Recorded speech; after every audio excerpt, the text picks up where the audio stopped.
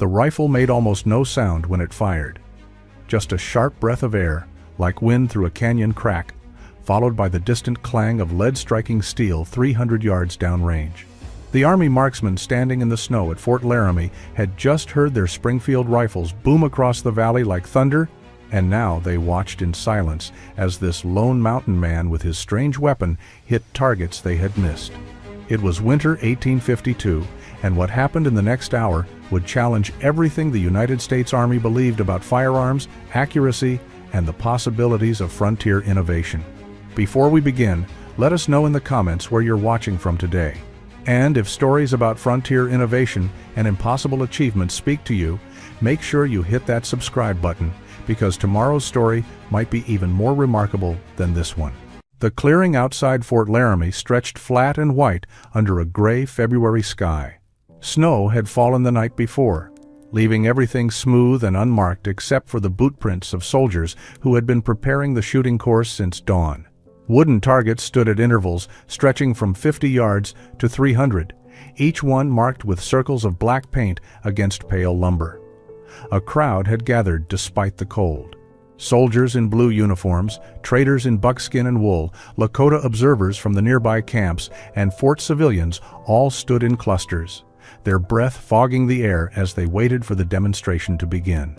The mountain man stood apart from everyone else, checking his rifle with the careful attention of someone who understood that his reputation and possibly his safety depended on what happened next. He was in his early 30s, lean and weathered, with a beard that had been trimmed recently but not well. His clothing marked him as someone who spent most of his time far from settlements. Worn canvas coat, leather trousers reinforced at the knees, moccasins wrapped in rabbit fur for warmth. The rifle he held looked strange. The barrel was longer than standard, and there was an unusual thickness just behind the breech that gave the weapon an odd profile. Captain William Morrison stood near the firing line with 3 of his best marksmen. Morrison was 41 years old, a career officer who had served on the frontier for 16 years. He had agreed to this demonstration with considerable skepticism. The rumors coming out of the mountains for the past 2 years had seemed impossible. A rifle that fired with almost no sound but maintained accuracy at long range contradicted everything Morrison understood about firearms. Loud reports were a consequence of the explosive force needed to propel a ball with sufficient velocity and accuracy. You could reduce noise by reducing powder, but then you lost range and power. That was simply how physics worked. The mountain man had arrived at the fort 5 days earlier with an unusual request. He wanted to demonstrate his rifle against the Army's best shooters. He was not asking for money or trying to sell anything. He simply wanted witnesses to what his weapon could do. Morrison had granted the request partly from curiosity and partly because he thought it would be entertaining to watch frontier superstition meet military reality. Now, watching the man prepare his rifle with such methodical care, Morrison felt the first small stirrings of uncertainty. 4 years earlier, in the autumn of 1848, Daniel Crow had been hunting elk in the high country of what would later become Wyoming Territory. He had established a temporary camp near a series of meadows where elk gathered during their seasonal migration. The location was perfect. Water, cover, and game trails that funneled animals through natural corridors where a careful hunter could position himself for clean shots. Daniel had been trapping and hunting in the Rockies for 6 years by that point, and he understood the rhythms of the wilderness as well as any man could. He had spotted a bull elk at dawn, a massive animal with a rack that would have been worth significant money to Eastern buyers who paid premium prices for impressive antlers. The shot was straightforward, maybe 80 yards across a meadow, with the animal standing broadside and unaware. Daniel had fired his Hawken rifle, a .50 caliber percussion weapon that was considered among the finest hunting rifles available. The ball took the elk perfectly, dropping it where it stood. The sound of the shot, however, changed everything. The report echoed across the valley like a cannon blast, bouncing off rock faces and rolling through the timber in waves that seemed to last forever. Daniel watched as every living thing within a mile radius reacted to that sound. Deer that had been feeding in nearby meadows bolted into the forest. A small herd of elk that Daniel had not even seen crashed through distant timber in panic. Birds erupted from trees in clouds of wings and alarm calls. Even after the echoes faded, the valley remained disturbed. Nothing moved in the open. Every animal had gone to ground or fled entirely. Daniel spent the rest of that day processing the elk and packing the meat back to his camp. But over the following week, the consequences of that single shot became devastatingly clear. The hunting grounds that had been so productive were now essentially empty. Animals that had been using established trails were now avoiding the area entirely, or moving through only at night with extreme caution. Daniel saw tracks and sign, but the actual animals remained invisible and unapproachable. Game had not left the region entirely, but their behavior had changed in ways that made hunting nearly impossible. This was not a new problem. Every hunter on the frontier understood that gunshots disturbed game. The usual solution was to move to new hunting grounds after taking an animal or two from any given area. But Daniel had been hunting these mountains long enough to recognize a larger pattern. As more trappers and hunters worked the Rockies, there were fewer and fewer places where game had not been spooked by recent gunfire. Areas that had once been productive were becoming barren, not because animals were being killed in unsustainable numbers, but because they were learning to avoid anywhere that smelled of humans or echoed with the sound of rifles. Daniel sat by his fire that night and considered the problem. Hunting required getting close enough for accurate shots, but the very act of shooting made future hunting harder. Daniel began experimenting the following week. His first assumption was that reducing the powder charge would reduce the noise. He spent an afternoon testing different amounts of black powder, measuring carefully and recording the results. A full charge in his Hawken used 90 grains of powder and produced that thunderous report he was trying to eliminate. He tried 80 grains, then 70, then 60. Each reduction did decrease the sound slightly, but the trade-off was unacceptable. Below 70 grains, the rifle lost effective range and hitting power. A wounded animal that escaped to die slowly in the forest was worse than no shot at all. He tried different types of wadding between the powder and ball, thinking perhaps he could muffle the explosion somehow.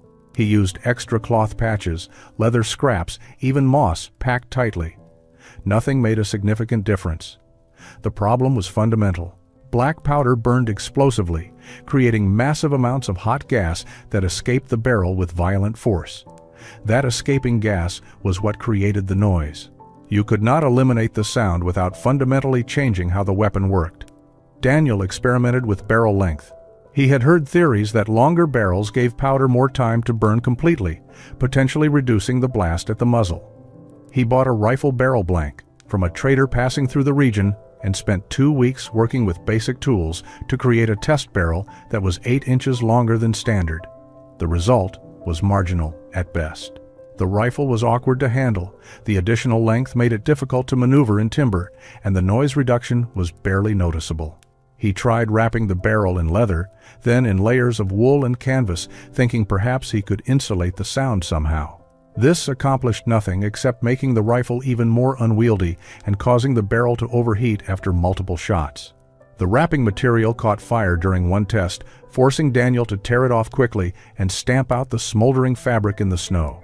Winter was approaching, and Daniel was running out of time to secure enough meat for the coming months. His experiments had consumed weeks of hunting season, and he had little to show for it, except a collection of modified rifles that did not work properly and a growing sense of frustration. Other trappers he encountered were having similar problems, with game becoming increasingly wary and difficult to approach. Some were giving up and leaving the mountains entirely. Others were pushing into more remote areas where game had not yet learned to fear gunfire, but those areas were becoming fewer and harder to reach. Daniel sat in his cabin one evening in late November, cleaning his rifle and considering his options.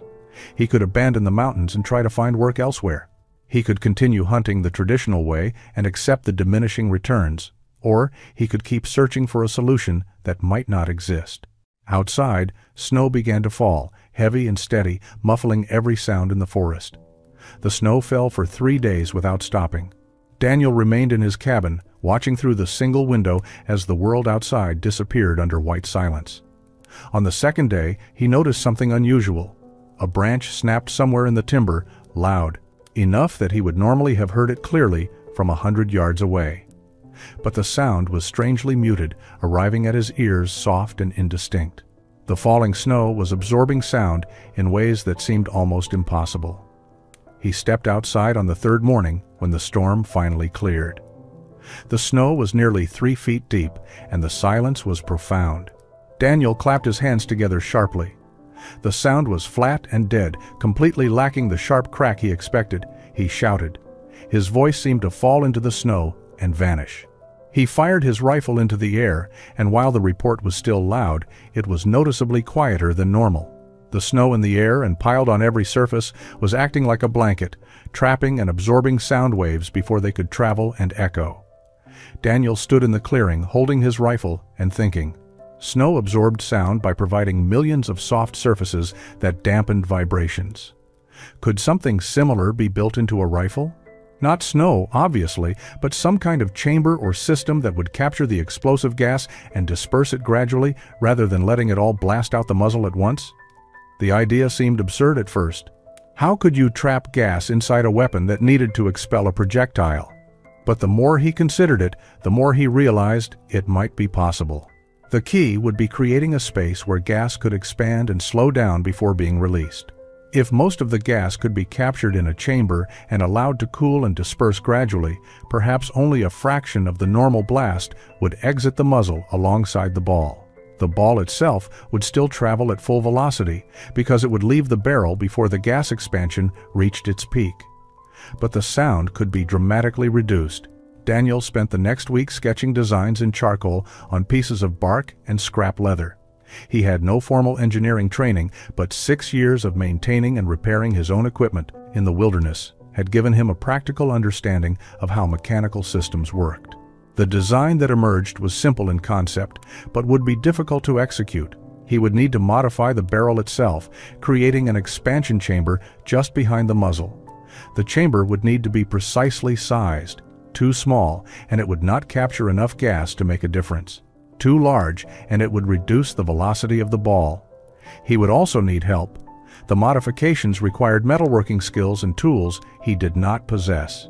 There was a gunsmith at Bent's Fort, nearly 200 miles southeast. Daniel packed his gear, wrapped his rifle carefully, and prepared for the journey. It was the middle of winter, but he could not wait until spring. The journey to Bent's Fort took Daniel 19 days through snow and bitter cold.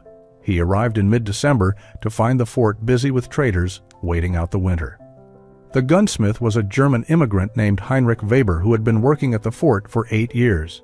Weber was in his 50s, precise and methodical, with a reputation for excellent work and a willingness to attempt difficult modifications. Daniel explained what he wanted, showing Weber his sketches and describing the concept of the expansion chamber. Weber studied the drawings for a long time before speaking. He understood what Daniel was proposing, and he could see the theory behind it. The question was whether it could be built with the tools and materials available at a frontier fort. They would need to bore out a section of barrel to create the expansion chamber, then carefully drill gas ports that would allow pressure to escape in controlled ways. The tolerances would need to be exact. Too much deviation, and the rifle might be dangerous to fire, or simply would not work. They began work in early January. Weber had a small forge and a collection of specialized tools he had brought west when he emigrated. Daniel had brought enough beaver pelts to pay for the work and for his supplies while staying at the fort. The first step was selecting the right barrel. Weber had several blanks in his workshop, and they chose one made of high-quality Swedish iron, known for its consistent grain and strength. The barrel was already rifled with 7 grooves, which would give the ball stability and accuracy. Weber heated and shaped the barrel, creating a bulge approximately 4 inches behind where the muzzle would be. This bulge would become the expansion chamber once the interior was bored out. The work was painstakingly slow. Weber insisted on checking measurements constantly, using calipers and gauges to ensure the chamber walls maintained consistent thickness. Too thin, and the chamber might rupture when fired. Too thick, and the rifle would be unnecessarily heavy. Once the expansion chamber was formed, Weber drilled a series of small ports angled backward from the chamber toward the breech. These ports would allow gas to flow into the chamber and circulate, slowing and cooling before being released. The size and angle of these ports were critical. Daniel and Weber tested different configurations, plugging ports and drilling new ones until they found a pattern that seemed optimal. The final modification was a sleeve that fit over the expansion chamber. Weber crafted this from brass, with fine mesh screens inside that would further disperse and cool the gas. The sleeve could be removed for cleaning, which was important because powder residue would accumulate inside the chamber with use. After 6 weeks of work, the rifle was complete. It looked strange, with its bulged expansion chamber and brass sleeve making it immediately distinctive from any standard weapon. Weber had also installed a percussion lock that he guaranteed would be reliable in cold and damp conditions. Now came the crucial test. They needed to fire it and see if Daniel's theory actually worked. They tested the rifle on a cold morning in late February. Weber and Daniel walked a mile from the fort to a canyon where the sound would not alarm people inside the walls. Daniel loaded the rifle carefully, using 85 grains of powder and a patched round ball. His hands were steady despite the significance of the moment. 6 weeks of work and considerable expense had led to this. If the rifle failed catastrophically, he could be injured or killed. If it simply did not work as intended, he would have wasted an entire winter. Weber stood 30 feet back, watching. Daniel raised the rifle, aimed at a target they had placed against the canyon wall, and fired. The rifle kicked normally against his shoulder. The ball struck the target dead center. But the sound was completely different from any rifle either man had ever heard. Instead of a sharp, thunderous crack, there was a heavy thump followed by a hissing sound as gas escaped through the ports and dispersed through the brass sleeve. The report was perhaps 1/3 the volume of a standard rifle, maybe less. Daniel and Weber looked at each other in stunned silence. It had worked. The expansion chamber had captured most of the explosive force and released it gradually enough to dramatically reduce the sound. Daniel fired 3 more shots, and each time the result was the same. A heavy but muted thump instead of a crack. The accuracy remained excellent. The recoil was actually slightly less than a standard rifle because the gas expansion was being managed rather than released all at once. Over the following week, Daniel tested the rifle extensively. He fired it at different ranges, in different weather conditions, and with different powder charges. The design proved consistent. The quieter report came with some trade-offs. The rifle was heavier than standard because of the expansion chamber and brass sleeve. It required more frequent cleaning because powder residue accumulated in the chamber and ports, and the effective range was slightly reduced because the ball velocity was marginally lower than a standard rifle firing the same powder charge. But for hunting, these trade-offs were acceptable. The ability to fire without spooking every animal within a mile was worth far more than an extra 20 yards of range. Daniel left Bent's Fort in early March and returned to his hunting grounds. Spring was approaching, and game would be emerging from winter cover. He spent the next month hunting with his modified rifle, and the results exceeded even his optimistic expectations. He could take an animal and remain in the area to hunt again within days rather than weeks. Other game did not flee at the sound of his shots because the sound did not carry far enough to alarm them. His success rate improved dramatically. By summer, he had accumulated more pelts and meat than in any previous season. Other trappers began noticing Daniel's success. They asked questions about his strange-looking rifle. He explained the concept, but did not share specific details about how Weber had built it. Word spread gradually through the mountain man community.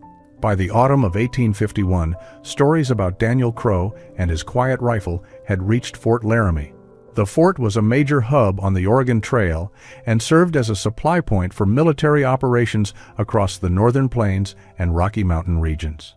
Traders, trappers, and soldiers passed through constantly, bringing news and rumors from across the frontier. The tale of a mountain man with a rifle that barely made sound but could still kill at long range seemed like typical frontier exaggeration.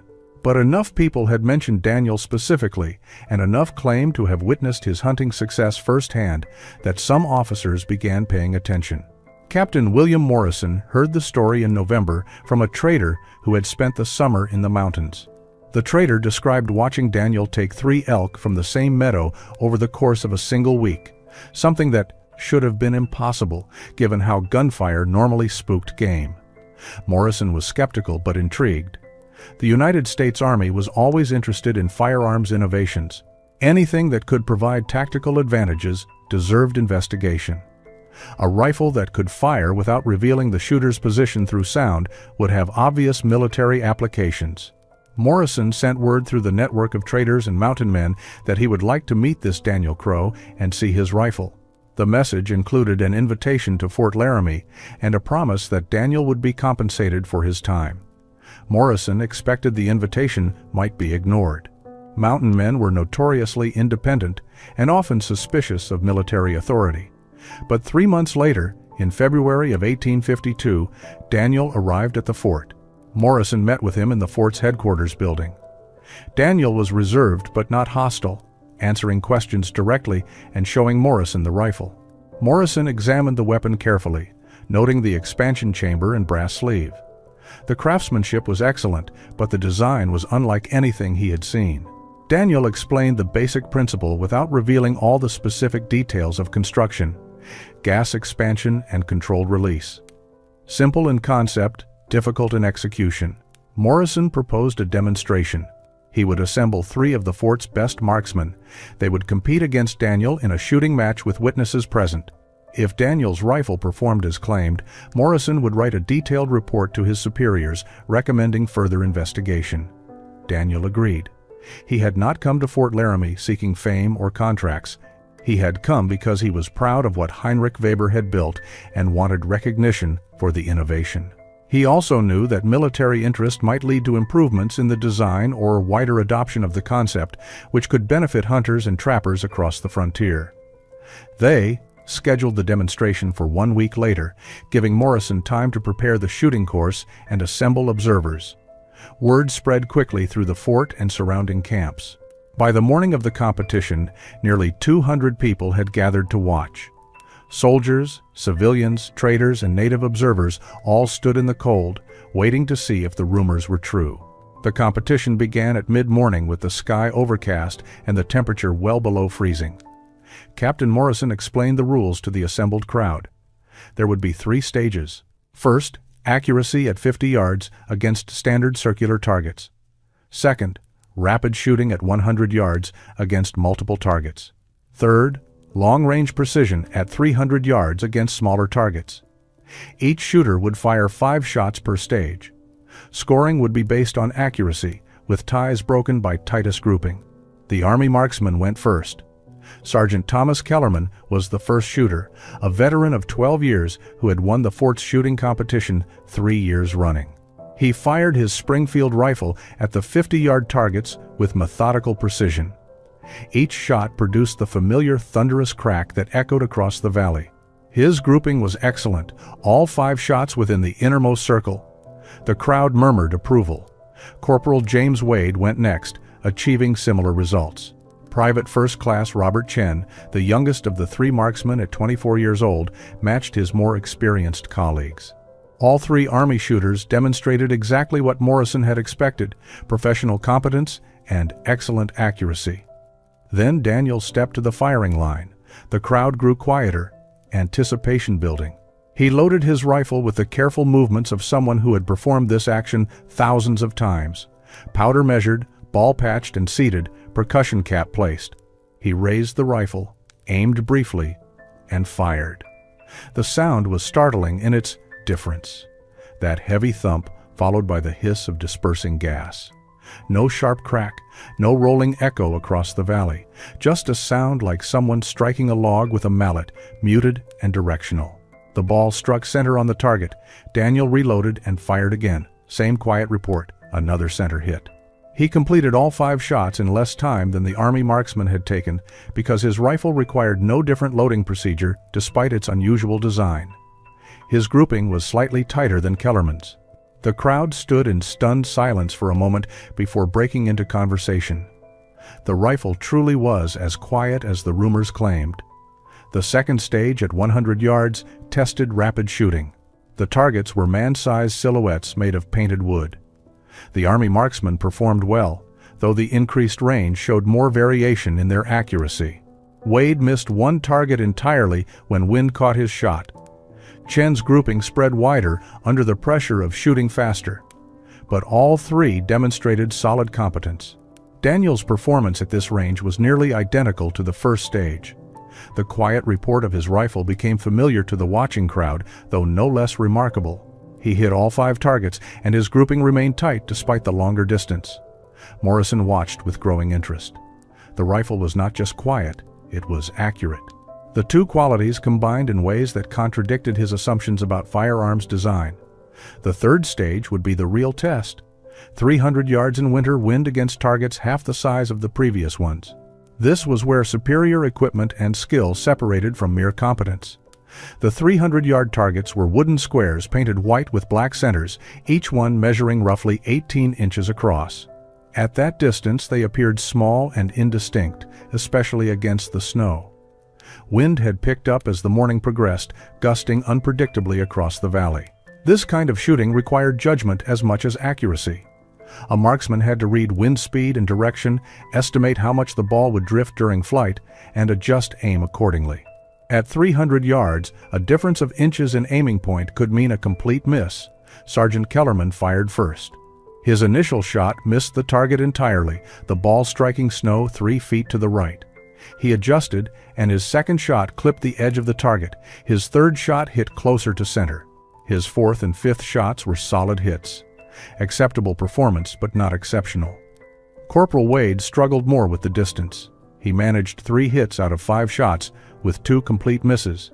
Private Chen performed slightly better than Wade, achieving 4 hits, though none were centered. The difficulty was clear. Standard military rifles fired relatively light balls at high velocity.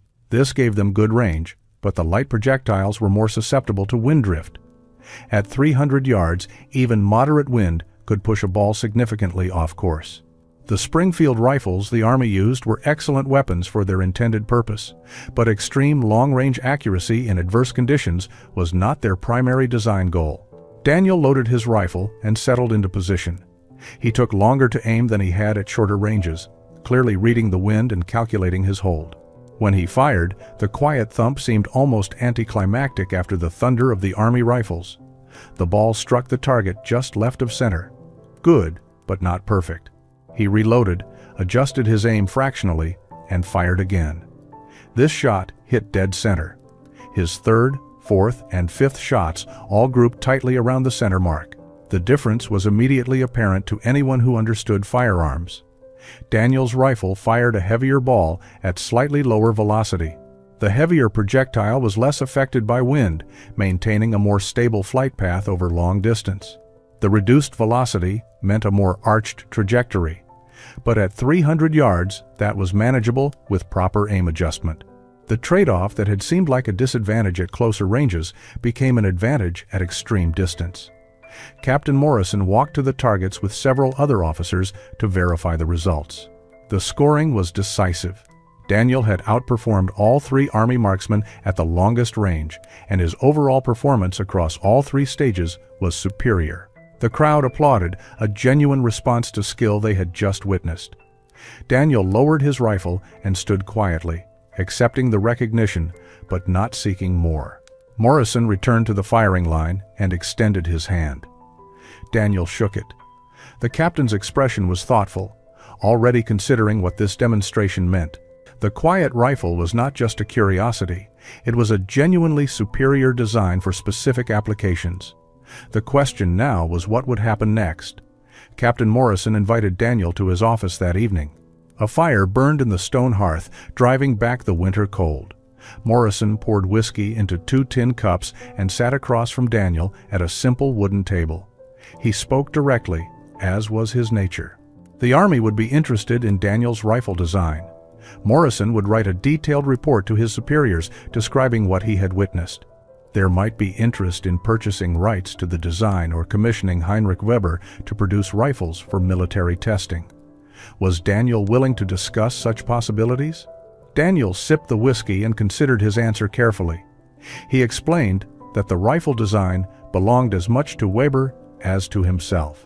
Daniel had conceived the idea, but Weber had solved the mechanical problems that made it work. Any arrangements would need to include the gunsmith. Morrison agreed this was reasonable. Daniel then said something that surprised the captain. He was not particularly interested in selling the design to the Army. He had come to Fort Laramie to demonstrate that frontier innovation could match or exceed military engineering, not to become a supplier of weapons. If the Army wanted to pursue the concept, Weber's contact information was available through Bent's Fort. Morrison asked Daniel what he wanted then, if not military contracts or recognition. Daniel's answer was simple. He wanted people to understand that solutions to difficult problems often came from necessity and practical experience rather than formal institutions. Mountain men were frequently dismissed as ignorant or primitive by military officers and Eastern society. Yet, someone working alone in the wilderness with limited resources had developed a firearms innovation that professional armories had not conceived. That meant something, and Daniel wanted it acknowledged. Morrison wrote his report over the following week.